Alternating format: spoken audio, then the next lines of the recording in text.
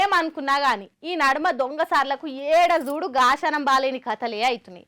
పొద్దుగాల లేవగానే ఎవల ముఖం చూస్తుర్రో ఏందో గాని ఎటు చూడు ఏం దొరకక ఖాళీ చేతులతో రావాల్సి వస్తుంది.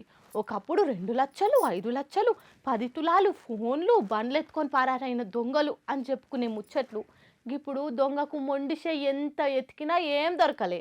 ఏమి దొరకక ఖాళీ చేతులతో వెనుదిరిగిన దొంగ బాబులు అని చెప్పుకునే కాడికి వచ్చింది. ఇప్పుడు నేను ఇదంతా ఎందుకు చెప్తున్నానంటే చూడురి, అదృష్టం షేకాండిచ్చే లోపే దరిద్రం గట్టిగా కౌగులించుకొని పోతే ఎవరు మాత్రం ఏం చేస్తారు చెప్పురి. ఇవాళ రేపు దొంగ బాబుల కథ కూడా గట్లనే అవుతుంది. పాపం తెల్లారు లేవంగానే ఎవల దర్శనం అవుతుందో గాని ఎటువైనా ఖాళీ చేతులతోనే రావాల్సి వస్తుంది. ఇగో గీడైనట్టే. అగో అంత పెద్ద బ్యాంకులా ఈయనకి ఇప్పటిదాకా ఏం దొరకకుండొచ్చినా అటు ఇటు దోలాడుతూనే ఉండు అంటారా?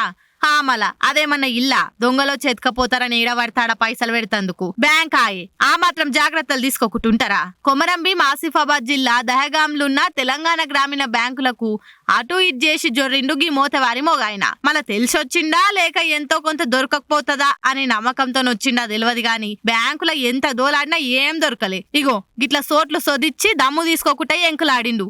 పాపం ఆడ కాగితాలు కంప్యూటర్లు బల్లలు తప్పితే ఇంకేం లేవు. మళ్ళా అన్న నిజంగానే దొంగనో లేకుంటే ఈ పనిలో ఇంకా ఫ్రెషరో మరి.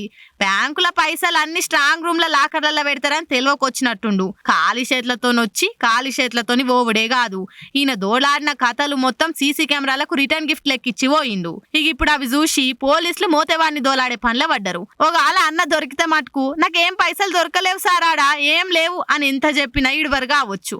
గిట్లుంది దొంగల పనితనం. సందు దొరికితే చాలు దోసుకపోదామని చూస్తుంటారు. మళ్ళీ గిసొంటోళ్ళకే గింత తెలివి ఉంటే బ్యాంకోలు ఎంత తెలివితోని పైకం కాపాడతారు చెప్పురి.